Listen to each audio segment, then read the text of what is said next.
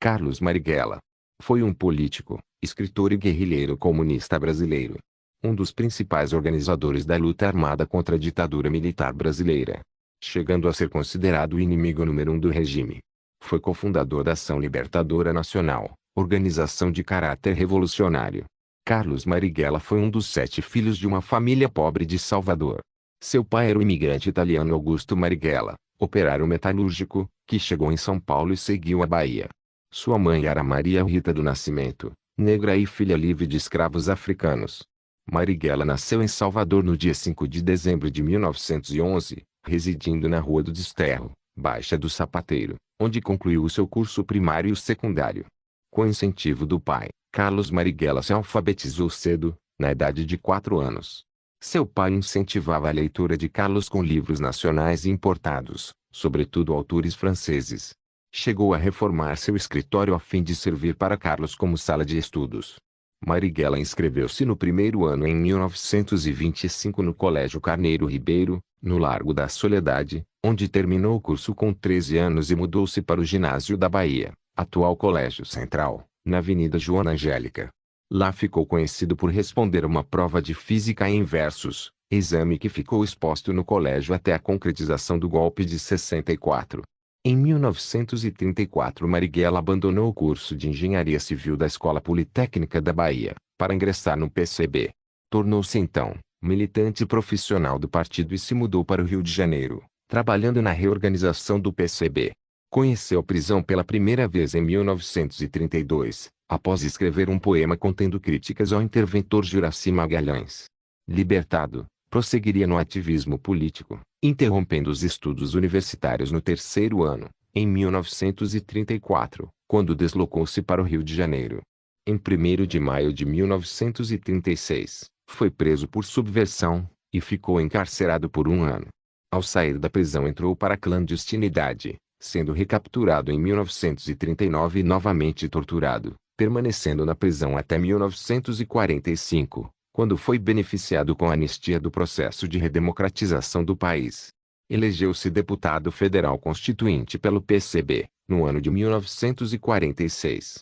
Nesse período teve um breve relacionamento com Elza Santos Sé, com quem teve um filho. Marighella voltou a perder o mandato, em virtude da nova proscrição do partido. Voltou para a clandestinidade e ocupou diversos cargos na direção partidária. Convidado pelo Comitê Central do Partido Comunista da China, passou os anos de 1953 e 1954 naquele país, a fim de conhecer de perto a então recente Revolução Comunista Chinesa. Em maio de 1964, após o golpe militar, foi baleado e preso por agentes do Departamento de Ordem Política e Social, dentro de um cinema, no Rio de Janeiro.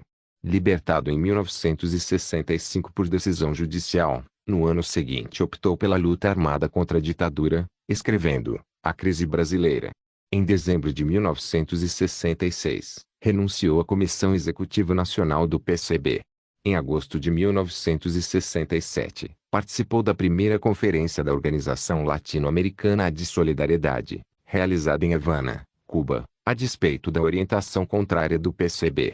Aproveitando a estada em Havana, redigiu algumas questões sobre a guerrilha no Brasil, dedicado à memória do guerrilheiro Che Guevara, e tornado público pelo Jornal do Brasil em 5 de setembro de 1968. Marighella foi expulso do partido em 1967, e em fevereiro de 1968 fundou o Grupo Armado Ação Libertadora Nacional, que no ano seguinte participaria do sequestro do embaixador norte-americano Charles Elbrick, em uma ação conjunta com o movimento revolucionário 8 de outubro. Com o endurecimento do regime militar, os órgãos de repressão concentraram esforços para capturar Marighella. Na noite de 4 de novembro de 1969, Marighella foi surpreendido por uma emboscada na Alameda Casa Branca, sendo morto a tiros por agentes do DOPS, em uma ação coordenada pelo delegado Sérgio Paranhos Fleury, em uma emboscada preparada a partir das informações obtidas por meio da tortura dos religiosos. Fleury obrigou os religiosos a confirmar o encontro com Marighella. Eles tinham um código que auxiliou na emboscada. No dia do encontro, havia uma caminhonete com policiais e um automóvel, com supostos namorados, onde Sérgio Fleury disfarçou-se, além do Fusca com Fernando e Ivo. Ao chegar na Alameda, Marighella dirigiu-se ao Fusca e entrou na parte traseira. Frei Ivo e Fernando saíram rapidamente do carro e se jogaram no chão. Percebendo a emboscada e reagindo ao tiroteio iniciado por Fleury, imediatamente reagiu à prisão e foi morto. Segundo Elio Gaspari, Marighella portava um revólver Taurus calibre 32 com 5 balas. Já de acordo com Mário Magalhães, Marighella estava desarmado. Ambos os autores narram que Marighella estava com cápsulas de cianeto de potássio. No ano de 1996, o Ministério da Justiça reconheceu a responsabilidade do Estado brasileiro na morte de Carlos Marighella.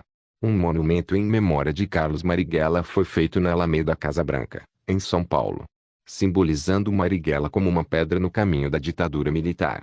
A